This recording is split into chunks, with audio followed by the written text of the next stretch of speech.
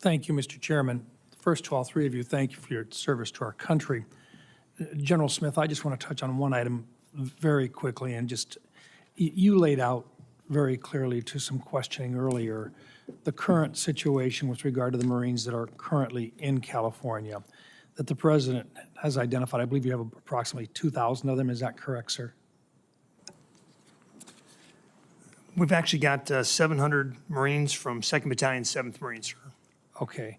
And in their current position, do you consider them, what position are they in? Are they mobilized, or are they, what's the appropriate terminology that you would use for their current status? Sir, I would say that they are there at the SecDef's direction to NORTHCOM.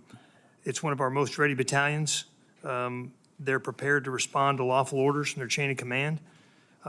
They're there to protect federal property and federal officers. Have they been called into that into that operation yet? Sir, I would defer you to the commander of NORTHCOM for that. Okay. When they come in to do this, they have not engaged at all at this stage of the game. That is correct, sir. Okay. The only time that they would engage is if properties are, or individual other members of the armed services are being threatened. Is that accurate, sir? That is correct, sir. So they're in a defensive posture right now, but they're available as a reserve force. That is correct, sir. And again, I would defer to the NORTHCOM commander for their employment. Thank you. I just want to make it clear that the purpose for them being there is not necessarily for law enforcement, but it is there to protect other members of the military or federal properties. Is that accurate? Sir, that is their mission. Which is exactly what it would be if they were in another part of the sovereignty, which we would have, which would be at any embassy, any place in the world. Basically, sure. Okay, thank you. Secretary Phelan, just a thought. You're brand new in the job, more or less. I have asked, I guess, almost every time we've had one of these types of setups in front of us about a submarine called the USS Boise. And I think it's just a great example, an unfortunate example of what happens when either you don't have the budget or you don't have the facilities, but it's kind of like that parakeet that you take into a mine, and it basically suggests that maybe things aren't all right. The USS Boise was originally commissioned in 1992. It's a nuclear attack sub, and it was taken out of service in 2015. And since that time, it has been in different phases of either a dry dock or sitting at dock. Right now, the most current plan is that it will not go back into service until 2029. There's something wrong with this. Just compared to how long it takes us to build a brand new sub today, this has been sitting there now, and it's going to be 14 years of not being in service. Have you had a chance to look at that operation, or have you had a chance to look and see just what's going on there? Thank you for the question, Senator. I know important to you. I have not on that specific one, but let me speak kind of in general about this.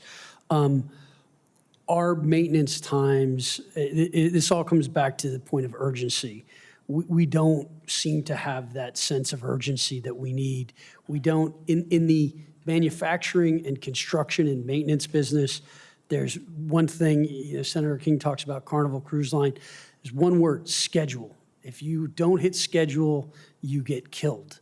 And we don't seem to hold the schedule. And I think there are a number of reasons why. Some of that's the supply base, some of that's green workers, some of that's not having enough workers, some of that's taking workers and shifting them to other jobs. There are a lot of things that we aren't doing that are not very smart. I went to Korea, I went to Hanwha, I went to Hyundai Heavy Industries, I went to 2 shipyards in Japan. The Japanese in 1 8-hour shift get done what we get done in 2.5 shifts. It is not because they are so much better. They are more experienced, yes, but like you speak to a welder in Japan or Korea, they spend 0 time on paperwork. I have yet to found a single shipyard where it's not between 35 and 50% of their time is filling out paperwork. These are things that need to change. We need to modernize and design. So these maintenance, as you're talking about, this is a huge problem. If you have a ship in a yard, in my opinion, for more than a year or 2 years, pretty hard to get it back in the water. Yeah, we can't be spending 14 years trying to take it to its second life. It's just, can't be done anymore. I agree. Thank you, Mr. Chairman.